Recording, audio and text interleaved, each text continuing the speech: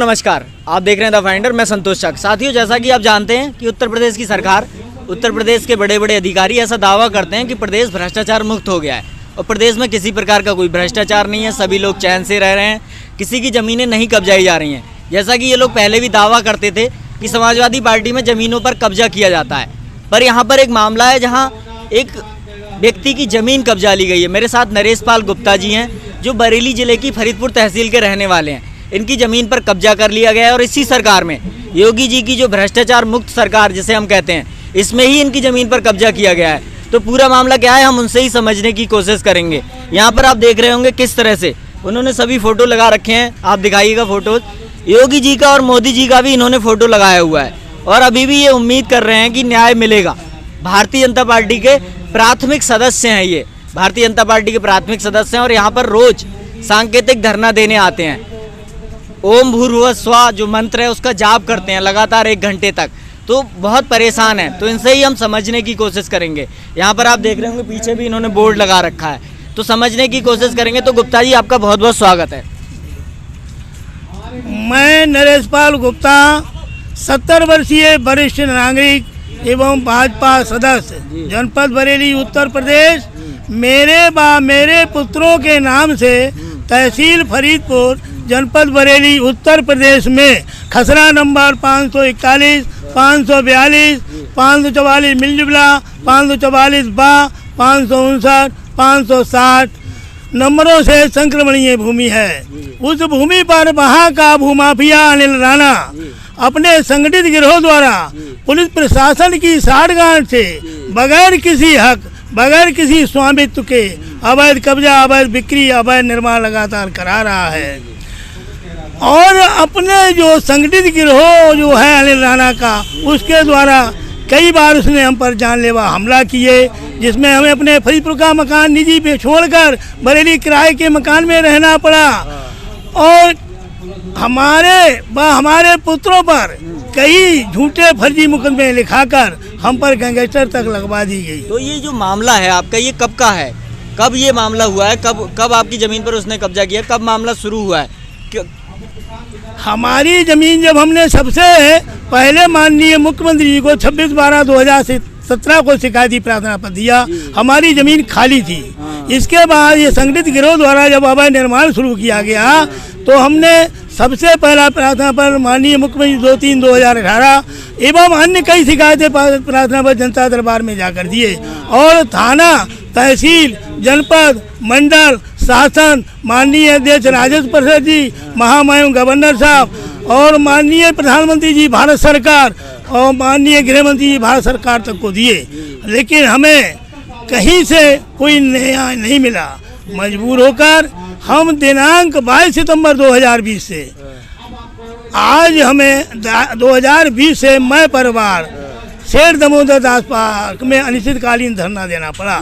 आज हमें 118 दिन हो गए हैं, न्याय नहीं मिला है और धरने के दौरान भी उस संगठित गिरोह के लिए जो अनिल राणा का है उसको पुलिस प्रशासन बराबर बिक्री अवैध करा रहा है, अवैध निर्माण करा रहा है। आप जैसे कि अनिल राणा हैं, वो भी भारतीय जनता पार्टी का सदस्य है और आप भी सदस्य हैं, तो क्या लगता है कि इससे आपको कोई फायदा नहीं हो रहा है?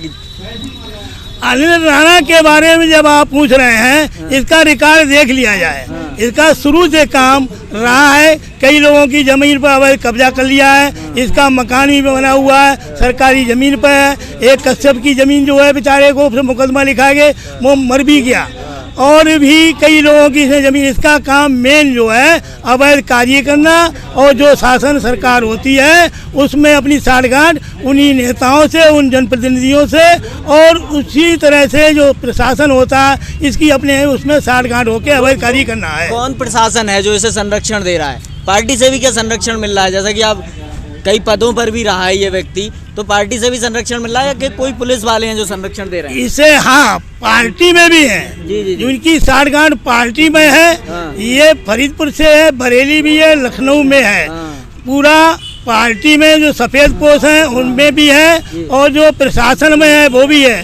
उन प्रशासन वालों का भी हर सरकार में जो अवैध कार्य होते हैं वो साठगांठ वाले भ्रष्ट हर सरकार में हावी रहते हैं। इस समय हमारे डीएम साहब न्याय देना भी चाह रहे हैं 1 साल से और सिटी मजिस्ट्रेट भी बहुत अच्छे हैं, मतलब न्याय देने वाले हैं, लेकिन उन चाहते हुए भी ये भ्रष्ट तंत्र जो है फरीदपुर से लेकर शासन तक पकड़ बनाए हुए हैं और ये अपना अवैध कार्य में। तो अगर डीएम की भी नहीं चल पा रही है तो इसका मतलब है कोई बहुत बड़ा आदमी इसमें लगा हुआ है आपके खिलाफ। इस संबंध में आप जो हम कहना क्यों गोपनीय है, वो आप जो कह रहे हैं वो है, लेकिन वो उजागर में अभी क्लियर में नहीं है।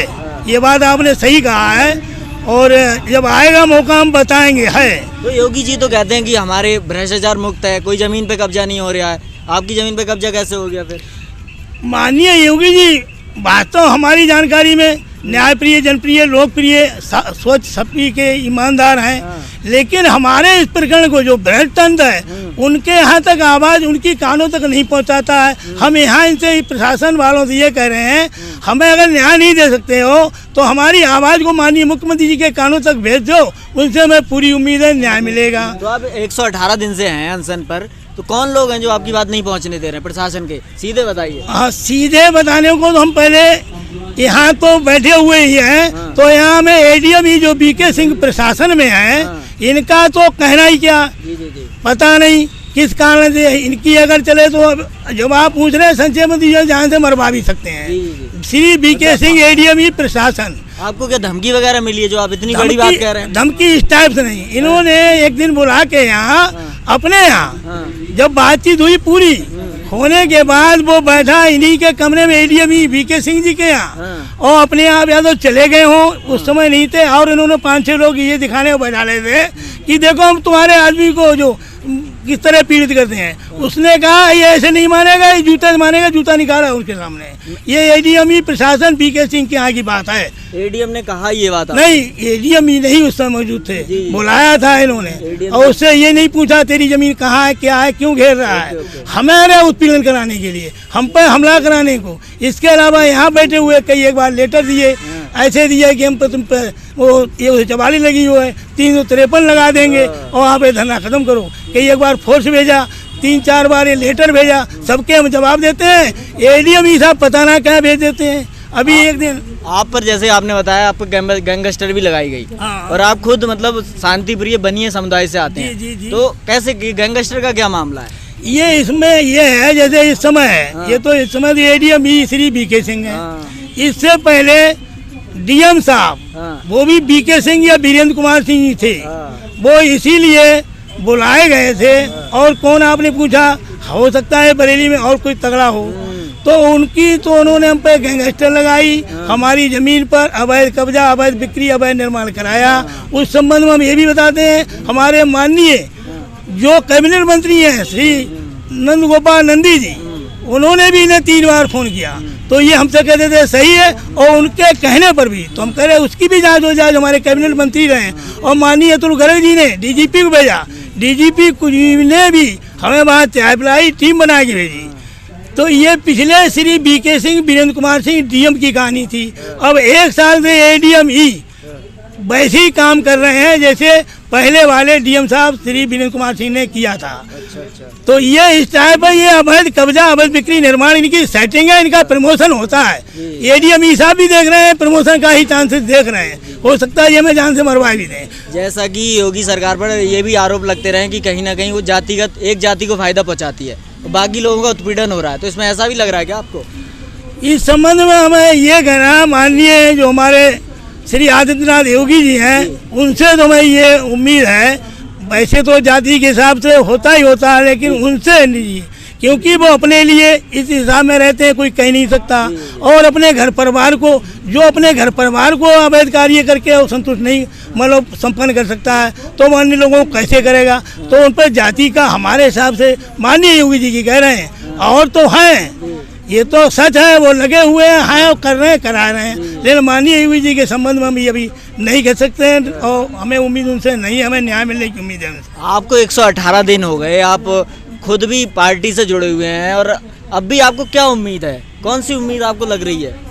हमें उम्मीद ये है कि माननीय योगी जी के कानों में पहुँच जाए, कानों में पहुंच जाए, उनकी जानकारी में हो जाए, क्योंकि वहाँ जो हैं श्री एनके सिंह चौहान साहब हैं, उनसे भी 3 बार मिले। उन्होंने डीएम साहब को फोन किया, डीएम साहब ने तय करके एडीएम साहब को सौंपा। एडीएम साहब ने कहा हम कराएंगे। उस समय एसडीएम साहब भी थे, तहसीलदार साहब भी थे और कई अधिकारी थे। एडीएम साहब ने पूरी जिम्मेवारी ली, हमें बुलाते रहे, हमारा उत्पीड़न तो किया। जब वो दिनांक 30 अगस्त को तक नहीं किया तो हमने इन्हें ज्ञापन दिया कि हम जो है अपना 22 सितंबर से यहाँ अनिश्चितकालीन धरना बैठेंगे या 21 सितंबर तक हमारा ये हो जाए। इनसे मिलते रहे भी, हम गए 21 सितंबर को, तो कहने लगे अभी तो एक दिन पड़ा है आपका होगा, और ना हुआ। उसके बाद जब 22 सितंबर को धरने बैठ गए तो यहाँ आईडीएम साहब, सीओ साहब 20-25 लोग आए कि ये कुछ चवाली चल रही, कैसे धरना दे रहे हो, अब हमें न्याय नहीं दे रहे हैं। अन्याय करने के लिए फिर कहने लगे कि आपको एक चवाली, फिर बोलेगी 353 बंद कराएंगे। फिर एक लेटर दे दिया हमें कि इसका जवाब दो, उसका जवाब दिया, हमें आज तक जवाब ही ना देते हैं। वो अपना गुमराह करके फर्जी रिपोर्ट करके शासन को भेज देते हैं और यहाँ अवैध कब्जा करा रहे हैं, अवैध बिक्री करा रहे हैं। तो आपको लगता है कि जैसे कि सरकार में जातिवाद चल रहा है, सब कुछ चल रहा है, संरक्षण प्राप्त है, आप पे गैंगस्टर लग चुका है, अधिकारी उनके हैं, सिस्टम उनका है, तो आप कैसे लड़ पाएंगे इनसे? बेशक आप भारतीय जनता पार्टी के हैं, तो उसमें ये हम मानते हैं, एक तो भगवान को जो सब मानते हैं, सब उसी के दिए हुए इंसान में है और न्याय मिलता है, संघर्ष करना पड़ता है और वो हम संघर्ष में लगे हैं। सीधे सच्चे लोग चुप हैं, शांत हैं, संख्या में भी अधिक होंगे लेकिन बोलते नहीं है। उनसे पूरी उम्मीद है सब लोगों को सद्बुद्धि मिलेगी, इसीलिए हम यहाँ गायत्री मंत्र का, महामंत्र का डेली जाप करते हैं। सद्बुद्धि आएगी, किसी के साथ अन्याय ना हो, सबको न्याय मिले, सब लोग सही। तो अब आप क्या कहना चाहते हैं योगी सरकार से, भारतीय जनता पार्टी की सरकार से? माननीय योगी जी तक हमारी, जैसे आप मीडिया वाले भाई हैं, आप चौथा स्तंभ कहे जाते हैं, न्याय दिलाने वाले आपसे है और हम समस्त जनता से अपील कर रहे हैं। अब आम जनता से अपील, इसमें हमने एक पोस्टर भी बनाया है, उसमें आम जनता से अपील है। सम्मानीय जनता और माननीय जनप्रतिनिधि और अच्छे न्यायप्रिय शासन एवं प्रशासन में बैठे हुए जो लोग हैं, उच्च अधिकारी, हमारी बात को सुने और सुन के हमें न्याय दिलाने में अपना सहयोग करें। तो साथियों, आप देख रहे हैं, ये थे हमारे साथ नरेश पाल गुप्ता जी, जो स्वयं भारतीय जनता पार्टी के प्राथमिक सदस्य हैं, लेकिन भारतीय जनता पार्टी के ही एक नेता के द्वारा इनकी ज़मीन पर कब्जा कर लिया गया है और पूरी तरह से उसे पुलिस का संरक्षण मिल रहा है, प्रशासन का संरक्षण मिल रहा है और बड़े बड़े नेताओं का भी संरक्षण मिल रहा है। इनकी पहुँच भी अच्छी है लेकिन नहीं, कुछ भी नहीं कर पा रहे हैं। तो आपका हमसे बात करने के लिए बहुत बहुत धन्यवाद। आपका बहुत बहुत धन्यवाद। हम यही चाहेंगे आपसे, आप अपने स्तर से माननीय श्री आदित्यनाथ योगी जी, जिनकी बताते हैं कहते भी हैं, हमारी भी जानकारी में आता है कि इनकी साफ सोच, सभी ईमानदार, न्यायप्रिय, जनप्रिय, लोकप्रिय यूपी में तो कही जाते हैं, बताते बाहर भी तारीफ होती है। तो इनसे उम्मीद है और आप हमारी आवाज़ को उनके माननीय मुख्यमंत्री जी, माननीय योगी जी के कानों तक पहुंचा दें और उनसे न्याय दिलाने में हमारा सहयोग करें। हम आपके आजीवन मैं परिवार आभारी रहेंगे। आप देखते रहिए द फाइंडर। मैं संतोष शाह, बहुत बहुत धन्यवाद।